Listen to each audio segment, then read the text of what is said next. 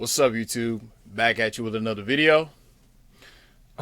So, long story short, the reason why I'm making this video is because I was laying in bed, woke up, got on Instagram, started scrolling around, and Jermaine Dupri, he had a post on Instagram that I thought, caught my attention. I thought it was a little interesting. So, and he said, this is the reason R&B music no longer gets the love that it's supposed to.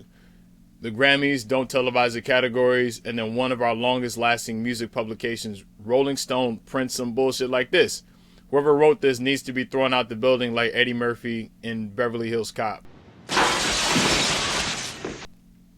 Now, in my Discord chat, which you guys should join, by the way, a couple of guys, they mentioned this to me, and I didn't think much of it. I was just like, Rolling Stone is up to their same bullshit again, because as you may or may not know, I think, a couple of years ago, I made a video basically responding to them saying that Harry Styles is the new king of pop. And I blasted them motherfuckers. So when I read the caption on this shit, the actual image, I was like, okay, let me investigate. Let me check this shit out real quick, because I got time today. So the article fucking says 50 terrible songs on great albums. A list of 50 terrible songs on otherwise great classic albums, from the Beatles and Bob Dylan to Harry Styles and Taylor Swift. So already, just based off of the names that he just put, I already know what type of time he's on. So let's read this shit real quick. Let's read the shit. So he says, there's always one. It's that single track on a great record that sucks to such a profound degree that it almost feels like a sick joke.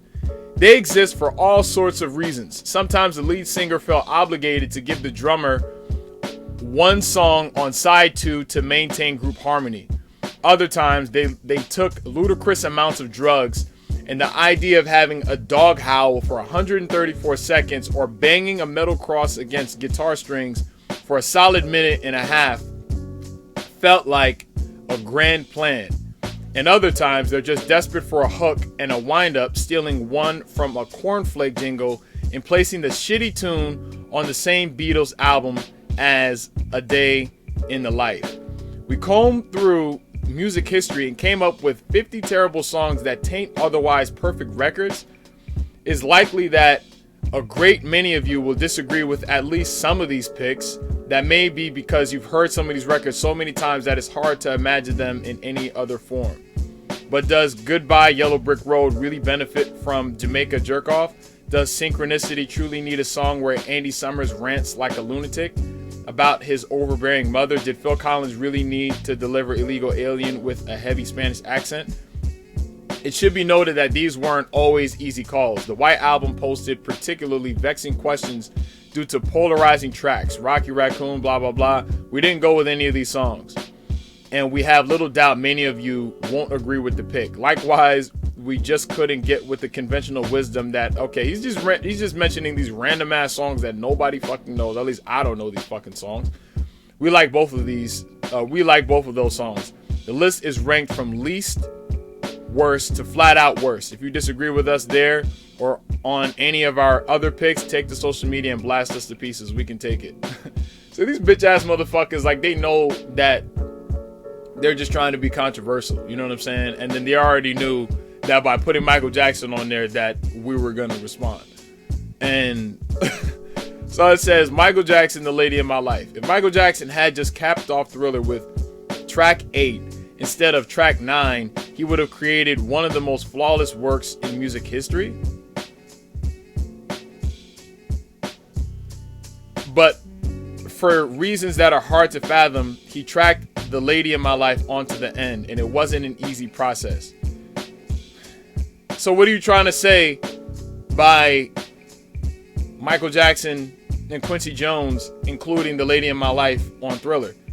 What are you saying? He said he would have created one of the most flawless works in music history? Bitch, it is the most flawless work in music history. What the fuck are you talking about? What? He said Quincy wasn't satisfied with my work on that song, even after literally dozens of takes, Jackson said. Finally, he took me aside late one session and told me he wanted me to beg. That's what he said. He wanted me to go back to the studio and literally beg for it. So I went back in and had them turn off the studio lights, close the curtain between the... Yeah, I know the fucking story. he did deliver a strong vocal, but it's in service of a song that has no business on the same album as Billie Jean, Beat It, Human Nature, Thriller, and Wanna Be Started Something. All right, now my thing is this. And the thing is, it's just like, all right, first of all, if you don't like the fucking song, just say you don't like the fucking song. That doesn't mean that it's not a great song. You know what I'm saying? Like, because to me, The Lady in My Life honestly has no business on this list. Because if we talk about, and again, I could argue this shit, you know, all fucking day. But if we want to talk about, let's say, like the top 10 love ballads of all time, Lady in My Life is top 10. Argue me about that. I want all the fucking smoke. I want all the fucking smoke. So this dude pretty much putting this on there, they already know that they get people talking when they say bad things about Michael Jackson. Or when they say anything about Michael Jackson, but particularly when they have bad things to say, they get more of a response. And that really speaks to how shitty RollingStone's actually is. And y'all let me know in the comment section below, but isn't RollingStone's one of those publications that didn't want to put Michael Jackson on their cover? Like they didn't want to do a cover story about him? I don't know. Y'all let me know. Y'all let me know. I'm not sure if I'm wrong, but I do know that there was a prominent, you know, media publication or magazine publication that didn't want to do a cover story on Michael Jackson. Y'all let me know if that was Rolling Stone. And I wouldn't be surprised if it was them. Because I don't know what the process is when, you know, like, let's say if I'm a writer or whatever this guy is supposed to fucking be, and I do my little media article, whatever, I don't know if it has to get approved before, you know, it goes out there and hits the masses. But the thing is, whoever is doing the approvals, if they do have somebody like that, should be fired. And if they don't, they need to hire one, because motherfuckers like him should not be allowed to just create lists like this all fucking willy-nilly talking bullshit. Because this is bullshit. Like, you know, like that's a fucking great song. Because you said it yourself. It actually fits perfectly in with Beat It, Billie Jean, Human Nature, and Thriller, and Wanna Be Starting Something. That's a fact. Because if Lady in My Life wasn't on there, then that album really wouldn't have a traditional ballad. Because Human Nature, it's ballad-ish, but it's not a typical ballad, if y'all get what I'm saying. It's like I Just Can't Stop Loving You is a ballad. Lady in My Life is a ballad. Thriller needed a ballad. In fact, I would argue that Thriller wouldn't be the same if it didn't have The Lady in My Life in there. You need records like that. You need records like that. So what he's talking about, honestly, I have no fucking idea. And honestly, and I'm going to take it there. Because I said to myself, well, who the fuck is Andy Greene? Like, who the fuck is this guy? You know what I'm saying? And then I Google this motherfucker, and then this is what I see. This is what I see. This dude. It's like, come on, man. Like, this nigga looks like a motherfucking extra from The Social Network that they didn't want. Like, it's like he was in the background and they just cut him out because this motherfucker is just so goddamn lame. Like, honestly, and like, for real, like, it had to be a motherfucker like him to say some shit like that, because people like that, honestly, it's like, he's the type of person, Andy Greene is the type of person that it's like, you would do a good job, whether it's like a painting, a performance, a speech, you know, you could get 100% on a test or some shit like that, and he'll be the one that'll say, oh, well, you know, you really should have did this. It's a great job, but, you know, you should have did that. You know, this was good, but this was good, but that. Like, bitch, shut the fuck up. Shut the fuck up, because I don't even really know what the rest of this list consists of, and frankly, honestly, I don't give a fuck. But all I know is that this shit was Michael Jackson's The Lady in My Life was not supposed to be on there. It was not supposed to be on there. Because it says that Michael Jackson had just capped off Thriller with track 8 instead of 9. Like, what have you created that could even, like, spark conversations that Thriller has? What have you done in life that's comparable to that? Because it's always easy to say what somebody should and shouldn't do. But, all right. In fact, I really say it like this. In this life, you have people that are creators, people who take action. And then you have people that are just critics and spectators, who just sit on the side and spectate and criticize. They don't do anything. They don't do anything. I could go to a fucking museum and look at the Mona Lisa and say, you know what, freaking, you know, Leonardo da Vinci should have fucking used that color instead. Like, who the fuck am I to talk down about a great piece of art? If it's not for me, then I'll just say it's not for me and I won't pay any attention to it. You're not going to see me criticizing something that is actually great. You know what I'm saying? Like, you'll go back on my channel and you'll see I've done a rant about the House Party remake. I've done a rant about the fucking White Man Can't Jump remake. You know what I mean? And I was well within my rights to criticize those things. Why? Because these are so-called remakes or reboots of great pieces of art. You don't do that. You don't touch great pieces of art. You don't criticize great pieces of art. That's like, let's say, a great film, like let's say Scarface. You don't talk trash about Scarface. Even if it's not your great cup of, even if it's not your cup of tea, you don't talk about, you know, great films like that. You don't. You don't. Unless you can create better, don't talk shit about it.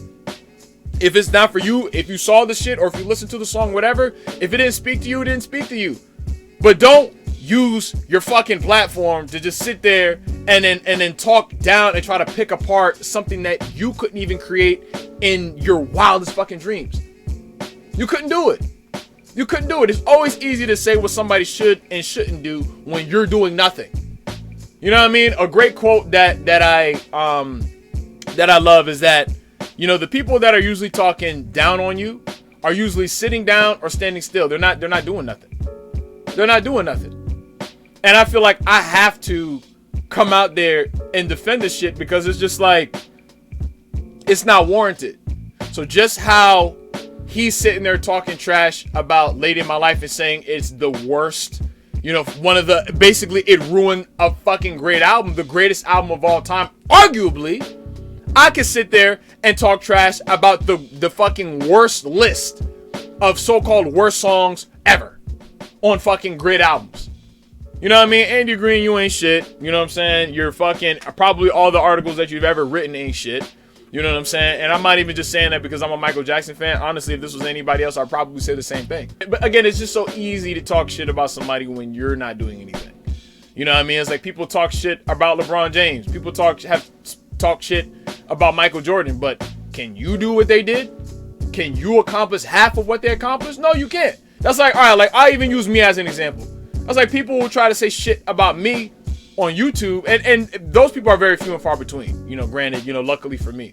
But at the same time, the ones that do, it's like, well, unless you can have, if you can create an equal or greater platform than me, you can't talk shit about me because you can't do it.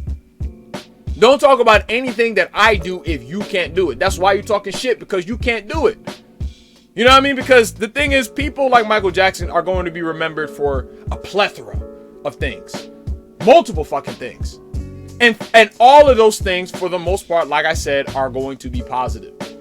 Anything negative about Michael Jackson comes from naysayers. But let's say somebody like Andy Greene, what is he going to be remembered for? What is this guy going to be remembered for? Honestly, let's be real. Nothing. Being a fucking, you know, media writer, whatever the fuck, like, you know what I'm saying? You don't even get on camera. People don't even hear you. You just type shit up. You just type shit up. It takes nothing to do that. So it's like when you're gone, people are going to remember you for the guy who made the fucking article that says, oh, 50 terrible songs on great albums. It's because it's just like me, it's like when I make YouTube videos, it's like there's supposed to be a takeaway from each and every single one of my YouTube videos. And a positive takeaway at that. So you go and you watch a movie, there's intent behind the content. There's something that the creator, the writer, the director, and the actors wanted you to take away from their work. Every single video, there's a takeaway from it. You know what I mean? What are people supposed to take away from this other than some random white guy, no offense to my white viewers and all of that, talking shit about greats? Because you're talking about, like I said, like, much respect to the Beatles and Bob Dylan. I'm not gonna say shit about Taylor Swift. I'm not gonna say anything about Harry Styles. I mean, no shade to Taylor Swift. I don't know her. I don't know any of her music, whatever. No, but Harry Styles, he's not no motherfucking king of pop. But everybody else in this picture, shit like that, you know, cool. But what do you get out of making a list like this? What do you get out of it? Because to me, it's almost as if it's like a slap in the face, front and back. It's like you're giving. It's like for every good thing you're saying about the song, you have bad things to say about the shit at the same fucking time. And then the fact that they said, you know, if you disagree with us there or on any of our other picks, take to social media and blast us to pieces. We can take it. It's like, you motherfuckers know what you're doing. You're just trying to be provocative. And I would assume that, you know, a long-standing, you know, outlet or whatever you call it, a publication like Rolling Stones would have more integrity than that. Because if I'm in charge of Rolling Stones, when you put out pieces of media, even if it's a think piece, have some integrity behind the shit, some morality. I wouldn't want to just make some shit just for the sake of provoking people, knowing that I'm going to get a response, because I've never been that type of dude. I've never been that type of artist where I'm going to create from the standpoint of, all right, what can I say to piss people off? Okay, cool. Yeah, okay, all right, bet. And then everything about my work is not about the work itself and my words. It's just about the reaction that I know I'm going to get, which is going to be negative. That's wrong. And I'm assuming this man definitely has to be in his motherfucking 40s or some shit. Basically, you old enough, because he's got a lot of grays on his fucking face. So you should be old enough to know, like, not to do certain shit. Because it's like, if you have the benefit of a voice, use it responsibly. Because this is something that the great Eric LaSalle says. Is like, he says, a lot of people don't know the responsibility of having a voice, you know? And it's like, not everybody no one sets out to do a bad job, generally speaking, you know, outside of White Man Can't Jump and the House Party remakes and shit like that. I would talk shit about those things till, you know, the end of time.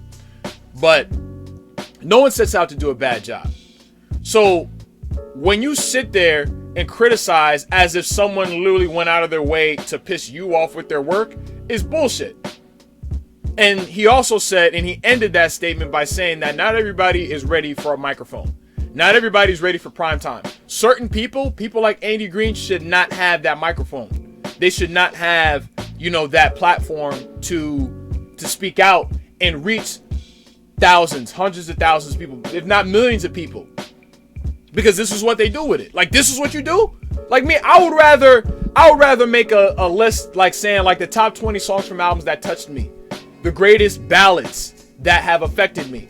The most positive, you know, world promoting songs, like We Are the World or Heal the World or some shit like that. The best songs that brought us together as a human race. Those are the lists that you want to make. The artists the musicians that have benefited mankind, top 20, top 10. Not the fucking 50 terrible albums on great, like the 50 terrible songs on great albums. Like, come on, man. Like I said, to me, it's just the use and abuse of reach and volume and spotlight. This is just a waste. Like RollingStone could just fucking hire me. I'll make better articles than this. I could do that. I could easily do that. I could make way better shit than that. Because as long as I've been on YouTube, yeah, I could. There are so many videos that I could have made for the sake of negative reaction, for the sake of being provocative and a contrarian. I don't do that. It's like, if you look back, when I had things to say about Thriller 40, I had legitimate points. I didn't say people were wrong for liking it, but I said, yo, I have legitimate reasons for disliking this documentary, and this is why. And I held it accountable. But Lady in My Life on Thriller is not one of those songs that you just go ahead and try to pick apart just for the sake of stashing someone on there. And mind you, this motherfucker put that shit at the top of the list. So when you're on the fucking website, my nigga, this is the first thing that you see. This is the first thing that you see. They knew what they were doing. They knew what they were doing. That is, like, come on, man. And I can literally just go on and on and on. But again, I just felt like I needed to respond to the shit. Word to Spike Lee, like, you know, first and foremost, I'd like to refute your opening. Well, I would like to refute your opening. You know what I'm saying? Don't worry about haters like her. Don't worry about haters like him. That's a fact. Like, don't even worry about people like that. Hey, so don't worry about her. So we're not. Don't worry about haters like. Don't worry about haters like her. We're gonna get there. You know what I mean? Because they know that, you know, the Michael Jackson fan base is a fan base that we're going to respond. We're going to respond in an uproar. And then I honestly do think, I mean, unless it's wild, we as fans should probably stop paying Rolling Stone any mind. Unless they say some wild, crazy shit about Michael Jackson, this is probably going to be my last video on these fucking people. Because this is what Michael Jackson said in, I think, that 1989 interview. What was it? 89? No, 87. 87. And, you know, he said, why bring more attention to a thing? It's like, I could respond, but why even give it more fuel than it needs to? You know what I'm saying? But I needed to come and fucking respond to this shit because that's what the fuck I'm here for. You know what I'm saying? So on that note, what are your thoughts on this bullshit, on Andy Greene, whatever? And please like, comment, subscribe, and I'll see y'all on the next one. Peace. Good luck.